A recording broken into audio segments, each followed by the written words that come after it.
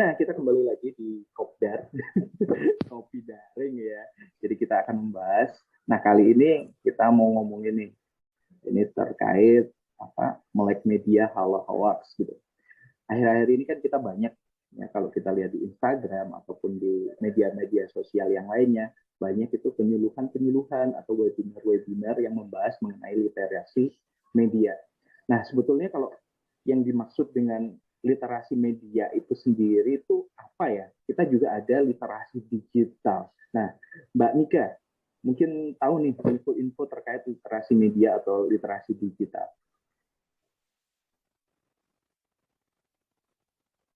Oke deh, thank you Pak. Sorry, agak bengek sedikit ya. Jadi di sini saya ngulek-ngulek ya kemarin melihat ada beberapa teori nih. Ada definisi dari literasi media ini ada dua teori nih dari dua sumber. Yang pertama dari Alan M. Rubin, sorry ya. Alan M. Rubin, dia mengatakan bahwa literasi media sebagai definisi kognitif dan pemrosesan informasi dan penilaian kritis terhadap berita. Sedangkan lagi satu ada Lawrence Lessig, dia mengatakan bahwa literasi media sebagai kemampuan individu dalam aktivitas nyata ketika berhubungan dengan media. Jadi istilahnya bahwa ya literasi media ini adalah bagaimana kita bersatu padu memahami teknologi dan sambilan kita belajar lah ya bagaimana mengolah literasi, ya lebih tepatnya kayak kita ngolah teknologi lah gitu. Jadi di sini dari Alan M. Rubin sendiri, dari Lawrence sendiri juga mengatakan bahwa literasi media dimaknai sebagai sumber dan teknologi komunikasi yang digunakan, pesan yang dihasilkan, dan pemilihan interpretasi dan dampak dari pesan tersebut yang bertujuan untuk melek media. Nah, kemudian selain kita membahas tentang definisinya, pastilah kita harus membahas ciri-cirinya, apa aja sih literasi media itu sebenarnya gitu. Literasi media itu ada 3 loh, Pak. Ada media cetak, media lama, media televisi, dan yang sekarang ini media digital, Pak. Media baru ini nih yang saat ini lagi digaungkan oleh pemerintah, media baru itu media digital. Begitu, Pak Yulian. Oke, ya itu kan literasi media ya. Kalau literasi digital itu sendiri sebetulnya apa sih? Apakah sama dengan literasi media yang tadi? Literasi digital sendiri berbeda ya pemahamannya, cuman ya mirip-mirip sedikit lah, karena di sini literasi digital itu saya ngulek-ngulek lagi nih ya, saya ngulek-ngulek terus ya tadi. Saya dapat nih ada dari dua pakar. Yang pertama itu dari Paul Gister, dari bukunya yang berjudul Literasi Digital, karya Jenner Simarta dan kawan-kawan. Katanya Paul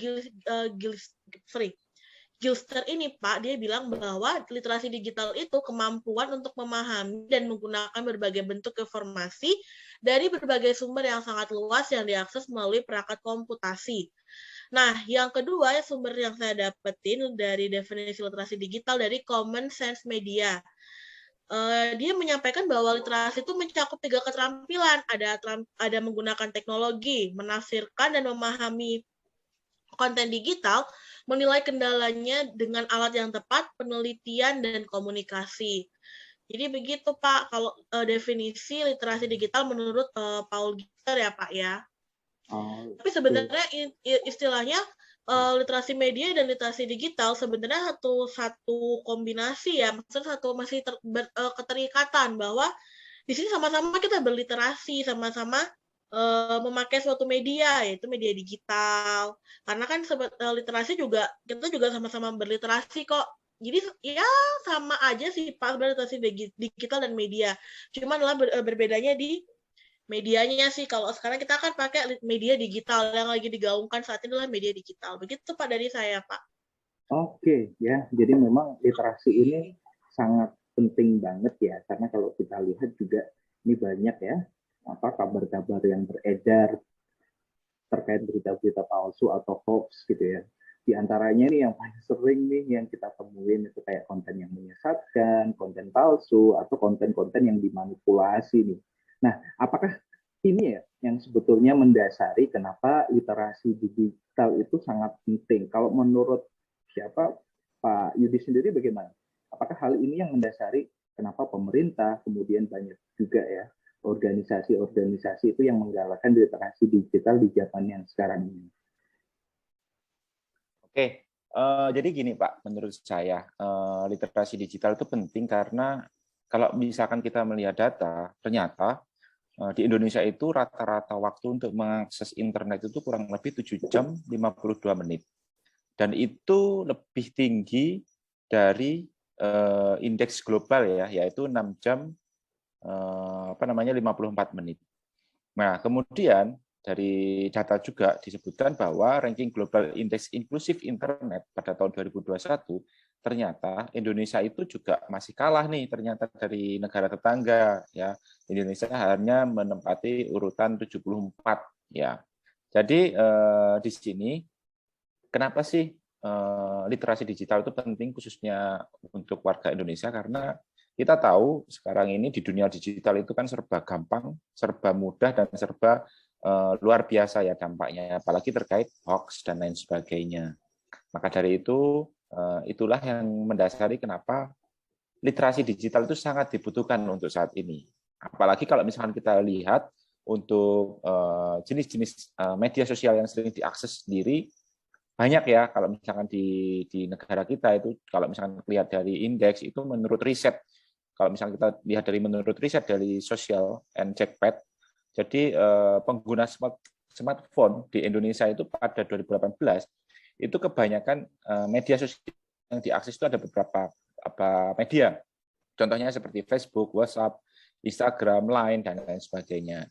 Nah, jadi itulah yang mendasari atau yang melatar belakangi kenapa kita harus paham dan melek terkait literasi digital. Karena apa? Ya yang pasti ya, kita terhindar dari berita hoax. Karena banyak sekali saat ini berita-berita hoax yang berseliweran di lini masa media sosial kita. Jangan sampai kita menjadi orang atau menjadi korban dari berita hoax tersebut. Sehingga karena kan fatal ya, karena ada undang-undang ITE dan lain sebagainya. Itu sih Pak, menurut saya. Iya, setuju banget nih ya. Kalau kita lihat ini memang trennya luar biasa. Merujuk ke riset yang tadi dari sosial ya. Jadi memang ada 3 urutan nih, 3 teratas gitu ya. Media sosial yang paling banyak ngeluarin hoax gitu ya.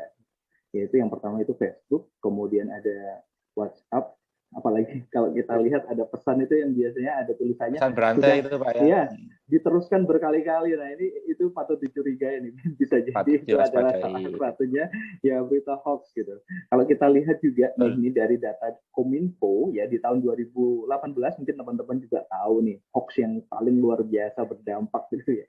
Ada hoaxnya ini ya Ratna Sarumpait. Kemudian ada juga hoax waktu itu ada telur plastik ya, ada telur palsu. Dan kemudian ada hoax juga nih mengenai kartu nikah ya, kartu nikah di situ ada sampai fotonya ada 4 istri gitu. Ya. Wah, ini hoax yang sempat beredar di tahun 2018 dan memang luar biasa sekali ya efek dari berita hoax atau ini ya berita-berita yang ada pada umumnya. Betul.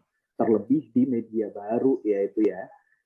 Jadi memang perlu kita waspadai efek dari berita itu. Nah, kalau dari efeknya sendiri, sebetulnya seberapa ngefek sih, ini ya, saya mau tanya ke Mas Rudin, seberapa ngefek sih sebetulnya media itu memberikan efek melalui berita kepada khalayak? Betul. Untuk saat ini, apalagi COVID-19 ya, kita semua pasti tahu berita yang kemarin sempat santer itu mengenai susu beruang gitu kan. Itu terjadi panik buying di mana-mana gitu. Even di tempat saya juga di Jakarta segala macam. Nah, itu merupakan dampak analisis dari efek media menurut Harold Laswell itu teori jarum suntik ya. Kasus panik buying itu yang terjadi pada saat COVID gitu ya. Itu dampak yang terjadi seperti itu. Kemudian juga kita tahu ada yang namanya vaksin-vaksin yang ada isu bahwa ada chips apalah segala macam gitu kan di dalamnya, itu juga merupakan dampak efek media gitu kan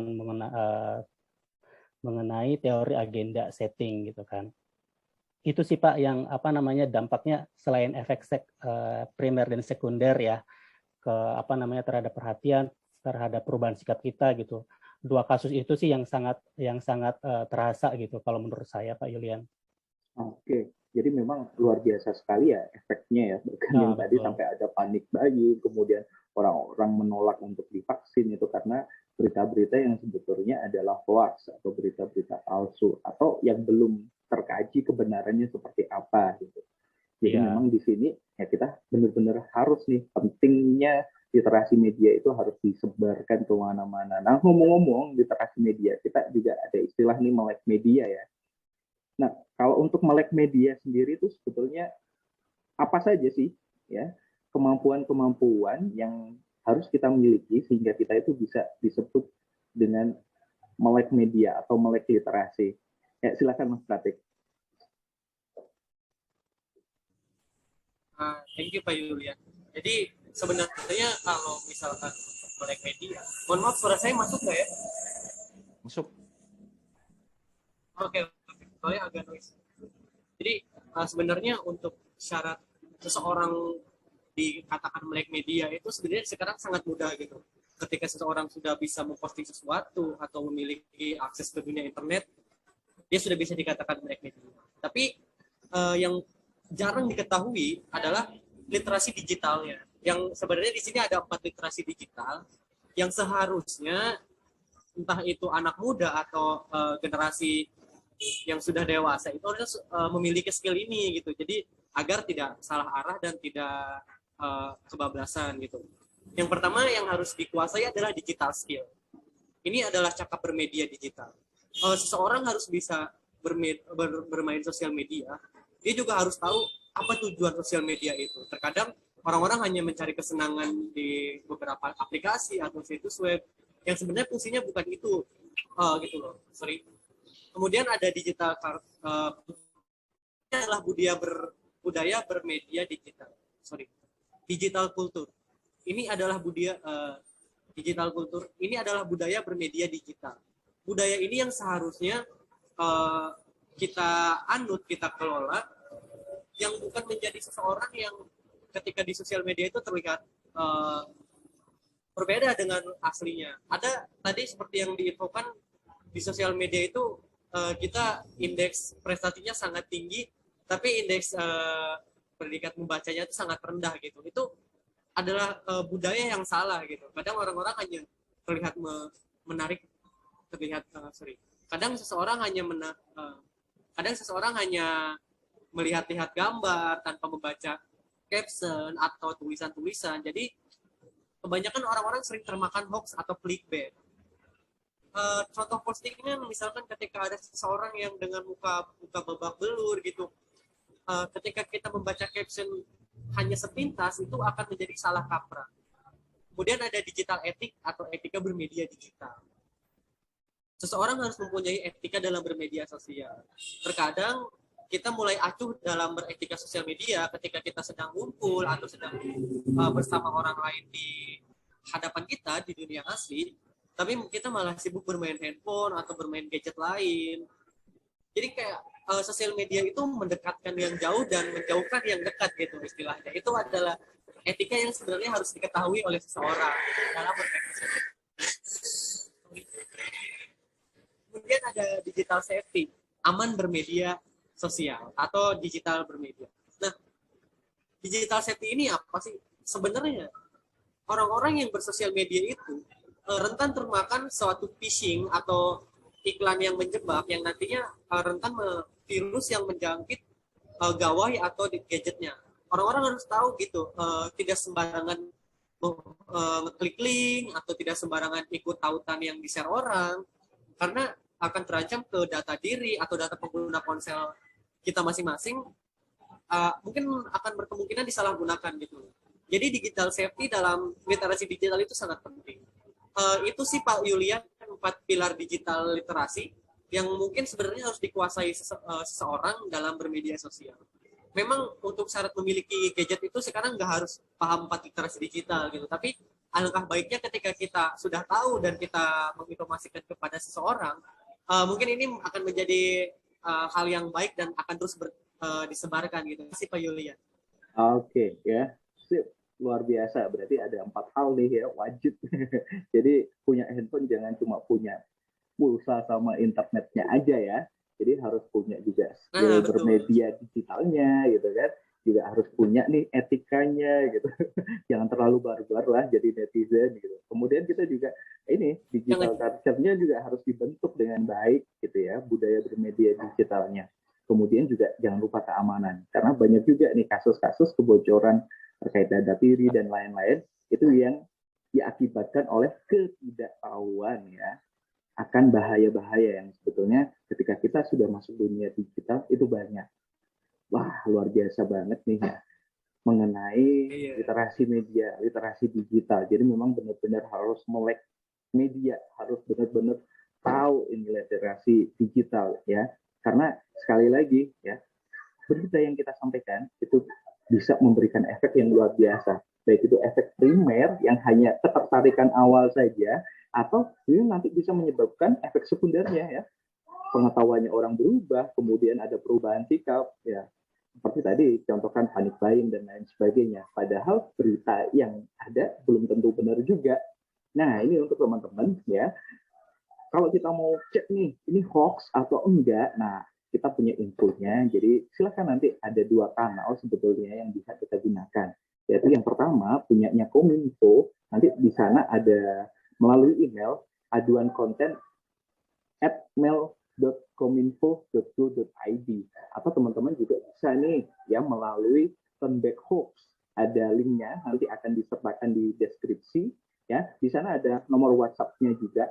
Nanti di sana teman-teman bisa men-screenshot berita yang teman-teman pikir ini kok rancu ya, apakah benar atau tidak. Nanti 2 kanal tersebut, Kominfo dan Turnback Hoax, akan memeriksa dan nanti mereka akan merilis pemberitahuannya apakah berita ini benar atau tidak.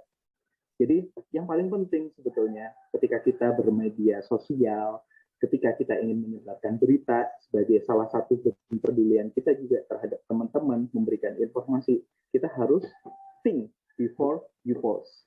Yang pertama, T-nya adalah is it true? Apakah ini benar atau tidak? Yang kedua, it's helpful. Apakah ini membantu atau tidak si infonya? Kemudian, apakah ini menginspirasi atau tidak? Is it inspiring? Kemudian, apakah ini dibutuhkan? Is it necessary? Dan apakah ini baik? Is it kind? Jadi kalau seumpama, setelah kita pikirkan, think tadi, true, helpful, inspiring, necessary, and kind, di sana ada salah satu mungkin yang tidak tepat, berarti ada baiknya kita jangan menyebarkan beritanya. Ya, segera cek di Kominfo atau Turnback Hoax. Ya, di sini ada salah satu kutipan dari Deddy Corbuzier yang mungkin bisa menjadi salah satu pengingat buat kita. Apa sih yang lebih cepat dari kecepatan cahaya? Di sana disebutkan bahwa what is faster than light? Idiot people share hoax news. Jadi semoga kita tidak termasuk dari idiot people yang men-share hoax tanpa dipikirkan. Jadi ayo kita sama-sama belajar untuk melek media, belajar untuk memiliki literasi digital, ya sama-sama kita sebarkan kebaikan, kita stop berita hoax, dan kita tutup untuk kopdar sore hari ini, Kopi Daring. Terima kasih teman-teman. Thank you Oke, Pak Yulian. terima kasih Pak. Thank you.